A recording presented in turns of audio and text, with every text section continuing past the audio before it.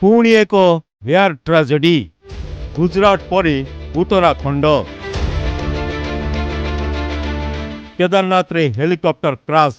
खसी पड़ी खंड खंड हो जलीगला हेलिकॉप्टर पायलट को समेत 7 जन मृत्यु मृतकों मध्य अच्छा जड़े 10 वर्षर नाबालिका आज भोर प्राय 5:17 केदारनाथ रु यात्री को नहीं गुप्तकाशी को उड़ान भरी आर्यन कंपानी हेलिकॉप्टर किसी समय मध्य निखोज हो जाता रुद्रप्राय गौरीकुंड अंचल एक दुर्गम जंगल में खसी पड़ी जली जाता उद्धार कार्य घटनास्थल में पहुंची एनडीआरएफ और एसडीआरएफ टीम खराब पाग जो दुर्घटना घटी प्राथमिक तदंत जमापड़ी डीजीसीए और एयरक्राफ्ट एक्सीडेंट इन्वेस्टिगेशन ब्यूरो पक्षर दुर्घटनार तदंत आरंभ होती ट्राजेडी पर उत्तराखंडर चारिधाम समस्त हेलिकॉप्टर सेवा परवर्ती निर्देश पर्यंत स्थगित रखा सुरक्षा मानदंडर समीक्षा कमिटी गठन निर्देश देते उत्तराखंड मुख्यमंत्री पुष्कर सिंह धामी। इनको गंभीरता से लेते हुए हमने तत्काल एक आपातकालीन बैठक बुलाई है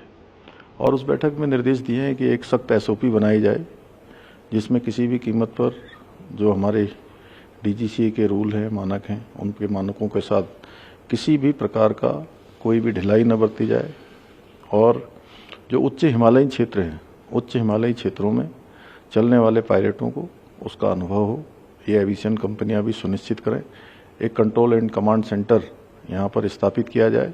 और जो इस घटना में दोषी हैं जिनके कारण से घटना हुई है उनको तत्काल उनके खिलाफ सख्त कार्रवाई की जाए। अभी तो हमारे रेस्क्यू ऑपरेशंस चल रहे हैं और वैली में भी वेदर पैक है तो अभी तो शटल हमारी बंद है।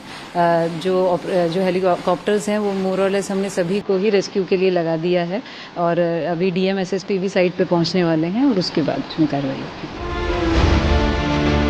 उत्तराखंड में बारंबार हेलिकॉप्टर दुर्घटना घटुछि 6 सप्ताह भितर यह पंचम दुर्घटना। यह पूर्व जून 15 चारधाम रूट रे एक हेलिकॉप्टर दुर्घटनाग्रस्त होता ता पूर्व जून 7 तारिख केदारनाथ रूट रुद्रप्रयाग रे दुर्घटना घटी चपर क्षतिग्रस्त होता बेले सौभाग्यवशतः समस्त यात्री बर्ती जाते वैषयिक त्रुटि जो दुर्घटना घटी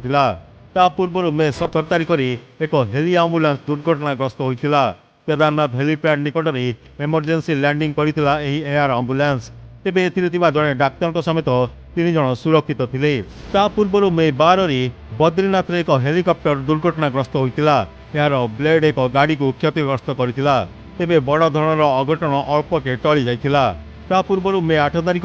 उत्तराखंड गंगोत्री रूट रे एक हेलिकॉप्टर दुर्घटनाग्रस्त होइतिला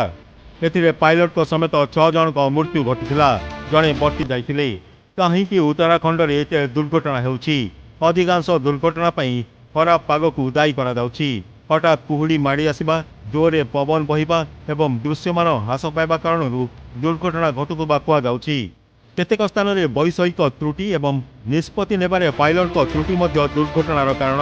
क्षमता ठारू अधिक यात्री परिवहन को अन्यतम कारण कहुछि। Bureau report Kalinga TV.